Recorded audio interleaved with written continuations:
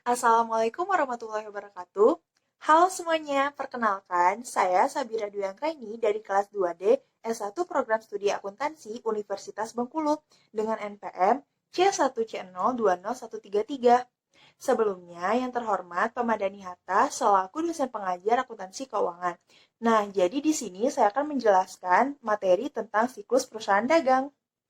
Nah, yang pertama, saya akan menjelaskan tentang 3 perusahaan berdasarkan aktivitas operasionalnya. Yang pertama, ada perusahaan jasa. Perusahaan ini memberikan layanan jasa kepada pelanggan. Nah, kalau perusahaan dagang, itu mereka membeli barang lalu menjual barang tersebut tanpa mengubah bentuknya. Nah, kalau perusahaan manufaktur, mereka membeli bahan baku lalu diolah melalui proses produksi dan menghasilkan barang jadi yang siap untuk dijual kepada pembeli. Untuk yang kedua, eh, pada perusahaan jasa, itu pendapatannya disebut dengan pendapatan jasa atau service revenue. Nah, kalau perusahaan dagang dan perusahaan manufaktur, itu disebutnya dengan penjualan atau pendapatannya itu disebut juga dengan penjualan atau sales. Nah, yang ketiga, pada perusahaan jasa, persediaannya itu berupa perlengkapan. Nah, kalau perusahaan dagang, itu selain berupa perlengkapan, mereka juga eh, ada juga berupa barang dagangan. Nah, kalau perusahaan manufaktur, selain berupa perlengkapan, mereka ada 3 jenis persediaan, yaitu yang pertama bahan baku, barang dalam proses, dan barang jadi. Nah, selanjutnya saya akan menjelaskan tentang aktivitas operasional perusahaan jasa dan perusahaan dagang. Yang pertama, perusahaan jasa. Perusahaan jasa itu awalnya kita harus memiliki cash berupa uang yang dapat menjadi modal supaya kita dapat melakukan atau memberikan layanan jasa kepada pelanggan. Nah, setelah kita menyelesaikan layanan jasa kepada pelanggan, kita dapat mengakui adanya pendapatan jasa. Tetapi misalkan jika kita sudah menyelesaikan tetapi kita belum dapat menerima uangnya, maka itu dapat diakui sebagai piutang. Nah, adanya Nah, ini masuk ke kategori atau tipe kategori dari jurnal atau tipe penyesuaian yang namanya accrued revenue atau pendapatan yang sudah dapat kita akui karena kita sudah menyelesaikan jasa tetapi uang belum kita terima. Nah, maka debitnya dapat kita akui sebagai piutang usaha.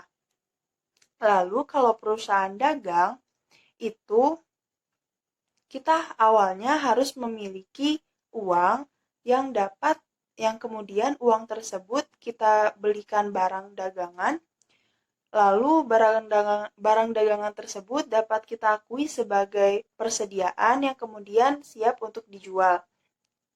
Nah, umumnya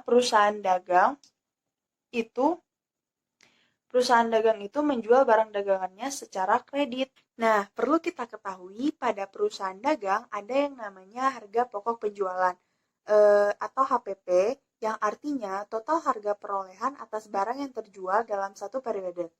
Nah, HPP merupakan kelompok akun beban. Nama lainnya yaitu beban pokok penjualan atau cost of goods sold. Ada istilah-istilah dalam kaitannya pada arus harga perolehan atau cost flow.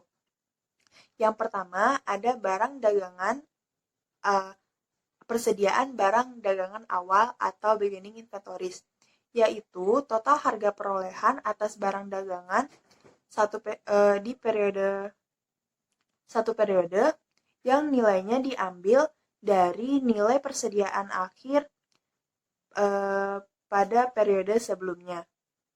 Yang kedua, ada pembelian atau cost of goods purchased, yaitu total harga perolehan dari barang yang dibeli untuk satu periode.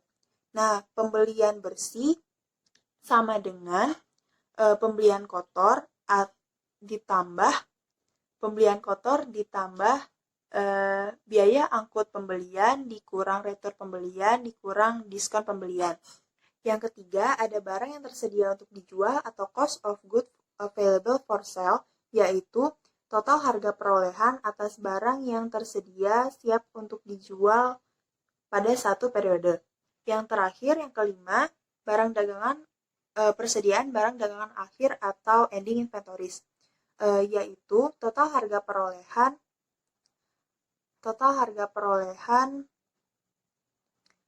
barang yang belum terjual sampai akhir periode. Ending inventories sama dengan unit yang belum terjual dikali harga perolehan per unit. Ada dua sistem yang biasa digunakan perusahaan dagang untuk mencatat transaksi. Yang pertama, sistem periodik dan sistem perpetual. Berikut saya jelaskan salah satu perbedaannya. Nah, kalau sistem perpetual, yaitu transaksinya langsung mempengaruhi nilai persediaan sehingga dicatat pada akun nilai persediaan barang dagangan. Nah, kalau sistem periodik, transaksinya tidak langsung mempengaruhi nilai persediaan sehingga tidak perlu dicatat ke akun persediaan barang dagangan. Sekian penjelasan singkat dari saya tentang siklus perusahaan dagang. Mohon maaf apabila banyak kekurangan. Sekian dan terima kasih. Wassalamualaikum warahmatullahi wabarakatuh.